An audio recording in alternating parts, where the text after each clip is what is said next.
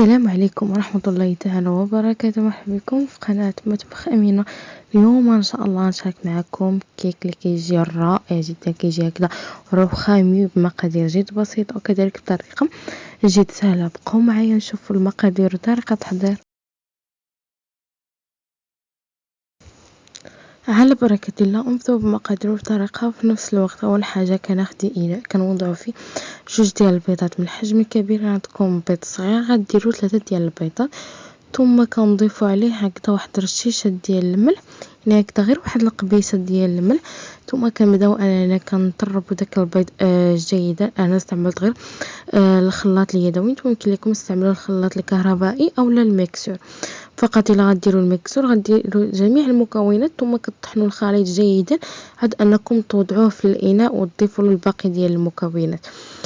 كنضيفوا له كاس صغير ديال سكر سنيده اولا سكر خشن ما يعادل نصف كاس ديال العنبه. ثم ملي كنخلطوا داك البيض مع السكر حتى كيذوب لينا جيدا يعني تماما، ثم كنضيفوا له كاس يعني عامر اولا مملوء جيدا ديال زيت نباتي، يعني نفس الكاس نعبرنا به السكر كنعبروا به الزيت.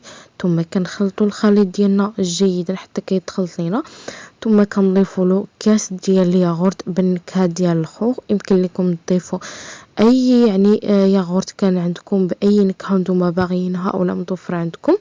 وكذلك يمكن لكم تعوضوا بالعصير ديال البرتقال، يعني كيبقى لكم على حسب الحاجه اللي متوفره عندكم بطبيعه الحال.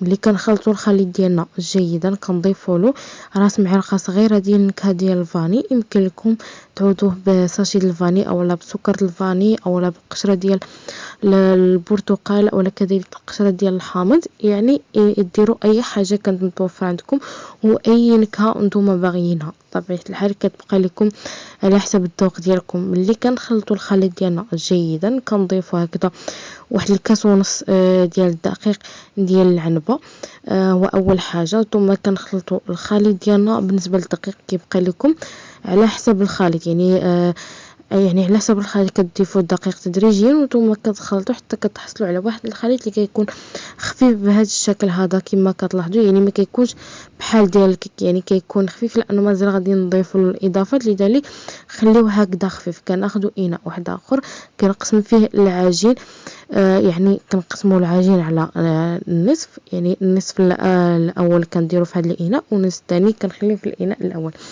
بالنسبه لهذا النصف هذا غادي نضيفوا له 2 ديال المعالق كبار ديال الدقيق اللي كيكونوا مملوئين جيدا. وهنا بالنسبه للدقيق يمكن لكم تضيفوا يعني كميه، يعني الا شفتوا هكذا الخليط خفيف كتضيفوا له هكذا كميه واحده اخرى وانتم كتخلطوا.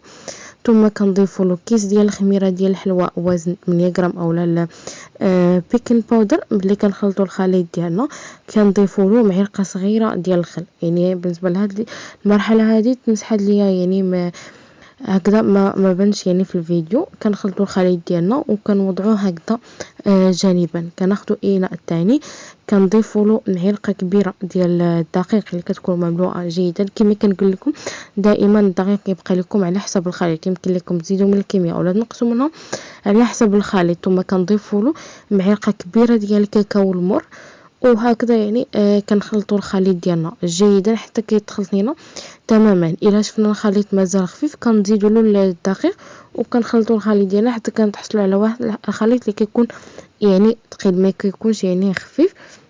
ملي كنخلطوا الخليط ديالنا كنضيفوا له كيس ديال الخميره ديال الحلوى اولا البيكين باودر كيوزن 8 غرام، يعني 8 غرام ديال الخميره ديال الحلوى اولا البيكين باودر. ثم كنخلطوا الخليط ديالنا جيدا وكذلك غادي نضيفوا له يعني اخر حاجه كنضيفوها هي الخل، يعني كنضيفوا هكذا واحد المعلقه صغيره ديال الخل. ثم كنخلطوا الخليط ديالنا جيدا.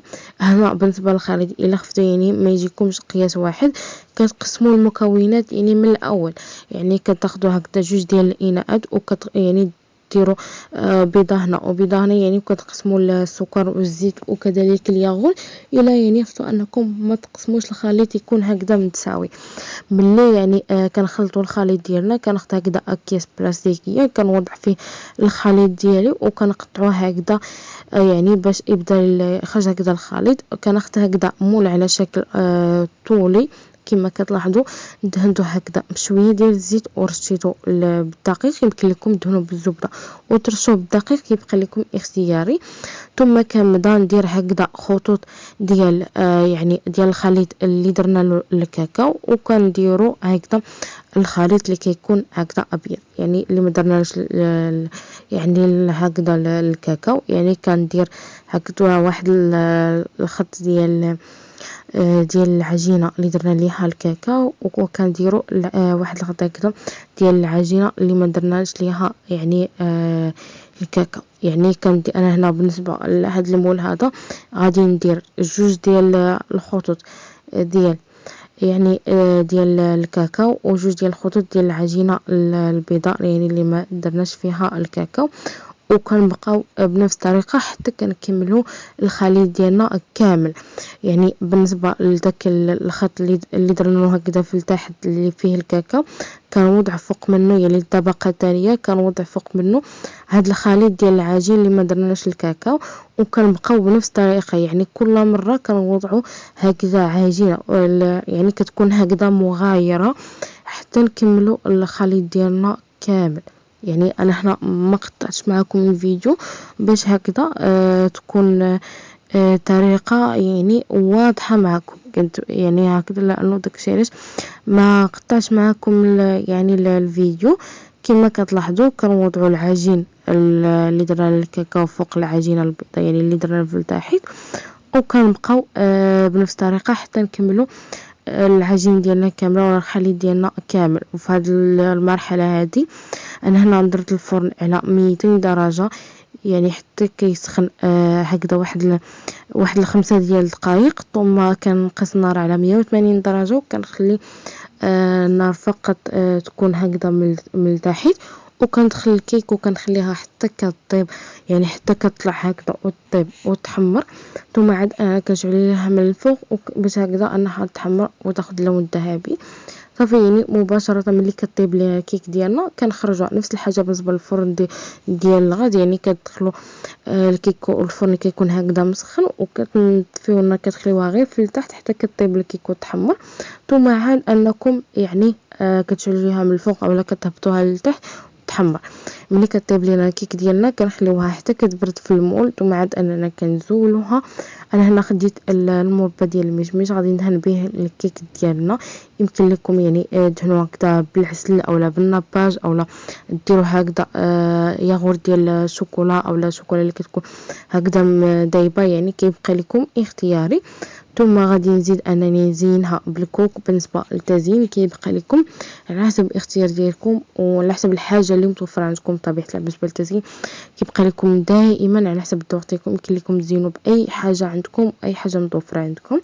ثم غادي نزيد انني نزين هكذا بالحبيبات ديال الشوكولا هكذا كندير خطوط. يمكن لكم تزينوها باللوز افيلي اللي كيكون هكذا محمر اولا بالكاوكاو. يعني